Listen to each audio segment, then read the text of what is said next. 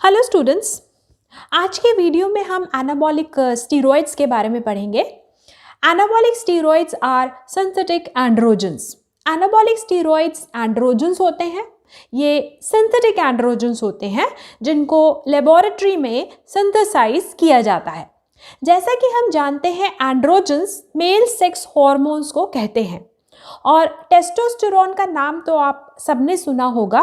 Testosterone एक natural androgen है जो कि बॉडी में प्रोड्यूस होता है। टेस्टोस्टेरोन के एंड्रोजेनिक और एनाबॉलिक एक्शंस दोनों तरह के एक्शंस होते हैं। टेस्टोस्टेरोन के एंड्रोजेनिक एक्शंस की वजह से मेल सेक्स ऑर्गन्स और मेल सेकेंडरी सेक्सुअल कैरेक्टर्स का डेवलपमेंट होता है, जैसे कि आवाज़ में भारीपन आना, मूछें आना, दाढ़ी आना वगैरह। तो ये हैं टेस्टोस्टेरोन के एंड्रोजेनिक एक्शंस। नाउ टेस्टोस्टेरोन के एनाबॉलिक एक्शंस की वजह से शरीर की स्केलेटल मसल्स यानी कि शरीर की मांसपेशियां और बोन्स यानी कि हड्डियों की ग्रोथ और डेवलपमेंट होती है। मांसपेशियां और हड्डियां मजबूत होती हैं। एरिथ्रोपोइसिस यानी कि खून बनने का जो प्रोसेस है उसको भी टेस्टोस्टेरोन तेज करता है।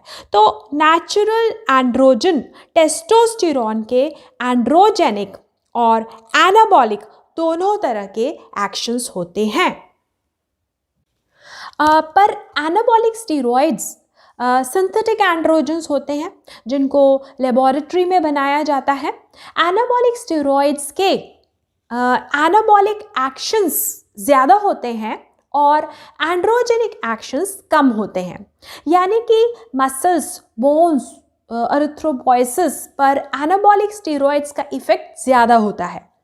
और एक आइडियल एनाबॉलिक स्टीरॉइड वो होता है जिसके एंड्रोजेनिक एक्शंस ना हों और सिर्फ एनाबॉलिक एक्शंस हों। ऐसे एनाबॉलिक स्टीरॉइड को वुमेन और चिल्ड्रन में सेफली दिया जा सकता है। नाउ एंड्रोजेनिक एक्शंस ना होने की वजह से जब ये एनाबॉलिक स्टीरॉइड स्त्रियों या फिर बच्चों को दिया जाएगा तो उनमें विरिलाइजेशन नहीं होता। विरिलाइजेशन यानी कि मेल सेक्सुअल कैरेक्टर्स डेवलप नहीं होते, जैसे कि पूरे शरीर पर बाल आ जाना, आवाज़ में भारीपन आना, मूछें आ जाना, दाढ़ी आ जाना वगैरह। पर अभी तक कोई भी ऐसा ट्रू एनाबॉलिक स्टीरॉइड डेवलप नहीं हो पाया है जिसके सिर्फ और सिर्फ एनाबॉलिक एक्शंस हो, एंड्रोजेनिक एक्शंस ना हो। हर एनाबॉलिक स्टीरॉइड की कम या ज़्यादा एंड्रोजेनिक विरिलाइजिंग प्रॉपर्टीज़ होती ही हैं। तो अब समझते हैं एनाबॉलिक स्टीरॉइड्स की क्लासिफिकेशन। नाउ एनाबॉलिक स्टीरॉइड्स दो तरह के होते हैं, ओरली एक्टिव और parenterally active. Now 17 alpha alkyl derivatives orally active anabolic steroids हैं, जैसे कि oxymetholone, stanozolol, then methandienone. 19 nor testosterone derivatives को पेरेंट्रली इंजेक्शन से दिया जाता है, जैसे कि नैंड्रोलोन फिनाइल प्रोपियोनेट। तो ये है क्लासिफिकेशन ऑफ एनाबॉलिक स्टीरॉइड्स। अब समझते हैं एनाबॉलिक स्टेरॉइड्स की फार्माकोलॉजिकल प्रॉपर्टीज़। तो जैसा कि हम पढ़ चुके हैं, एनाबॉलिक स्टीरॉइड्स सिंथेटिक एंड्रोजन्स होते हैं जिनकी एनाबॉलिक एक्टिविटी ज़्यादा होती है और एंड्रोजेनिक एक्टिविटी कम होती है।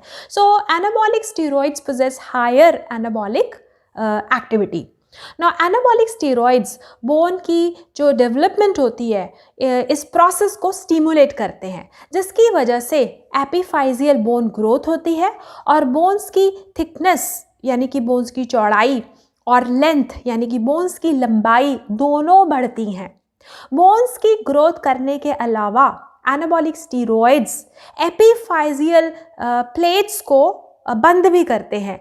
एपिफाइजियल क्लोजर होने से बोन्स का जो लंबा होना है वो रुक जाता है और इसकी वजह से लीनियर ग्रोथ यानी कि बॉडी की जो लंबाई है वो और बढ़नी रुक जाती है।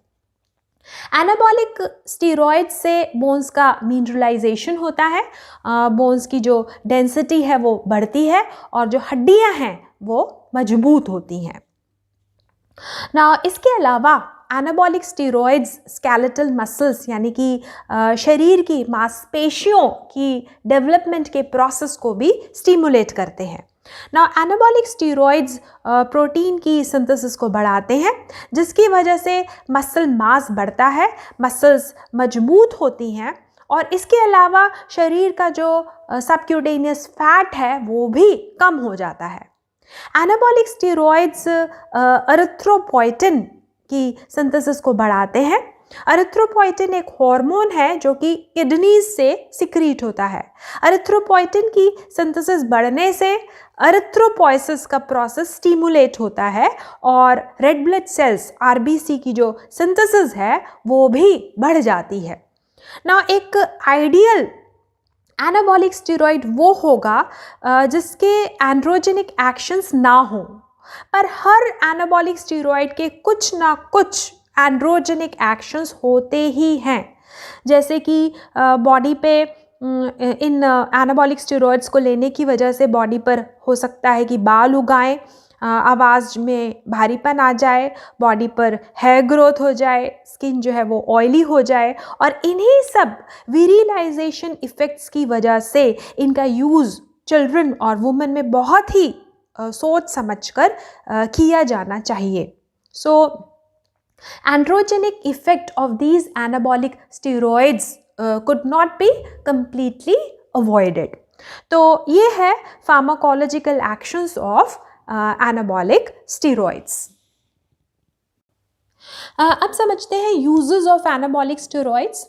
anabolic steroids को catabolic states में दिया जा सकता है। कैटाबॉलिक स्टेट्स के दौरान बॉडी के फैट और मसल्स दोनों का ही लॉस होता है, और इसकी वजह से नाइट्रोजन का लॉस होता है और बॉडी में नेगेटिव नाइट्रोजन बैलेंस की स्थिति बन जाती है।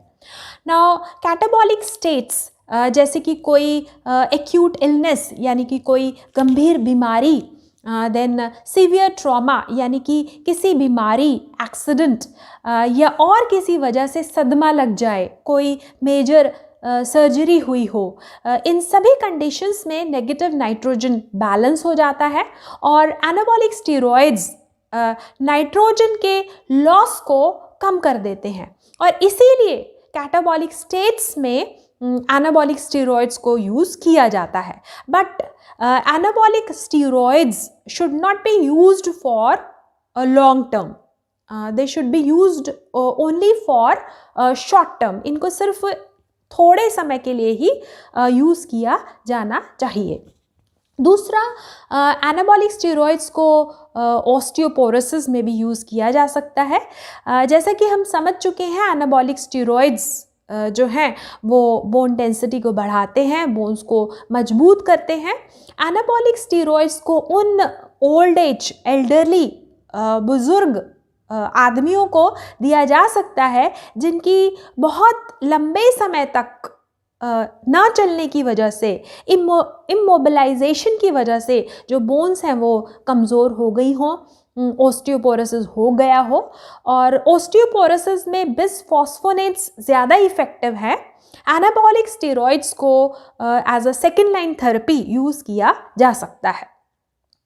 इसके अलावा तीसरा यूज़, एनाबॉलिक स्टेरॉइड्स जैसा कि हम पढ़ चुके हैं आरबीसी की सिंथेसिस को बढ़ाते हैं, इसलिए इनको as a second line supportive therapy hypoplastic, haemolytic और मैलिग्नेंसी एसोसिएटेड अनीमिया में भी यूज़ किया जा सकता है। पर अनीमिया में एनाबॉलिक स्टेरॉइड्स के कंपैरिजन में एरिथ्रोपोइटिन थेरेपी जो है वो ज़्यादा इफ़ेक्टिव है। यहाँ पर एक बहुत ही महत्वपूर्ण बात जो कि आपको जाननी ज़रूरी है वो है abuse of anabolic steroids. Anabolic steroids के यूज़ से, जैसा कि हम पढ़ चुके हैं, एनाबॉलिक स्टेरॉइड्स को यूज़ करने से बोन्स और हमारी मांसपेशियाँ मजबूत होती हैं, और इसीलिए देखा गया है कि कई बार जो एथलीट्स होते हैं वो एक्सरसाइज करने के दौरान एनाबॉलिक स्टेरॉइड्स को यूज़ करते हैं, जिससे कि उनकी मसल्स स्ट्रॉन्ग होती है और अपनी फिज़िकल एबिलिटी, फिज़िकल स्ट्रेंथ को बढ़ाने के लिए ये एथलीट्स एनाबॉलिक स्टेरॉइड्स का दुरुपयोग करते हैं, जिसको कहते हैं drug abuse. So anabolic steroids are included in the list of dope test. Now कोई भी एथलीट या कोई भी खिलाड़ी अपनी खेल क्षमता बढ़ाने के लिए एनाबॉलिक स्टेरॉइड्स का जो यूज़ है वो यूज़ नहीं कर सकता।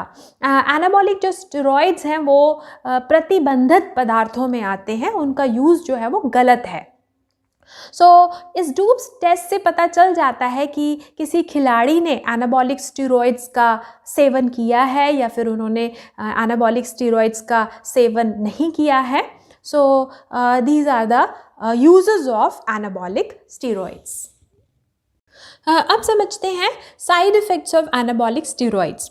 Now anabolic steroids specifically 17 alpha alkyl derivatives bad cholesterol यानी कि एलडीएल के लेवल्स बढ़ा देते हैं और गुड कोलेस्ट्रॉल यानी कि एचडीएल के लेवल्स को कम कर देते हैं, जिसकी वजह से कोरोनरी आर्टरी डिसीज़ का जो रिस्क है वो बढ़ जाता है। इसके अलावा एनाबॉलिक स्टेरॉइड्स मोस्टली हिपैटोटॉक्सिक होते हैं और इनसे कोलेस्टेटिक जॉन्डिस भी हो सकता है।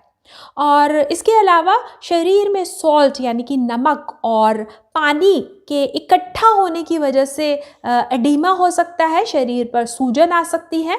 और इन एनाबॉलिक स्टेरॉइड्स के एंड्रोजेनिक इफ़ेक्ट की वजह से अगर वुमन को एनाबॉलिक स्टेरॉइड्स दिए जाएं तो उससे विरलाइजेशन हो सकता है और जिसके लक्षण होते हैं बॉडी पे एक्सेस हेयर ग्रोथ और मेंस्ट्रुअल इरेगुलरिटीज़।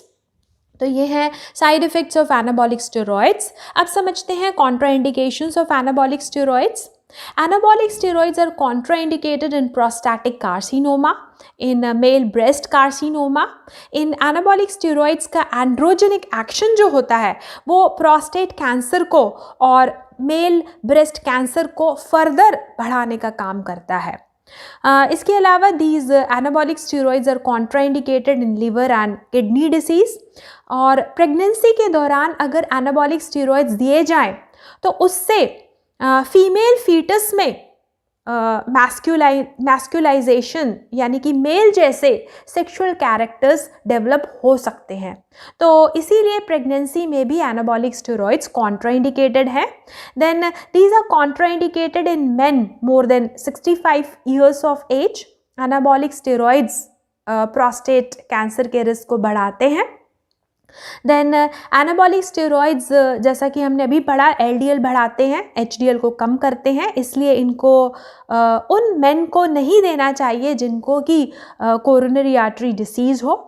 तो ये हैं contraindications of anabolic steroids. So this is the pharmacology of anabolic steroids. Please note ये इंफॉर्मेशन सिर्फ एकेडमिक इंफॉर्मेटिव पर्पज़ के लिए है।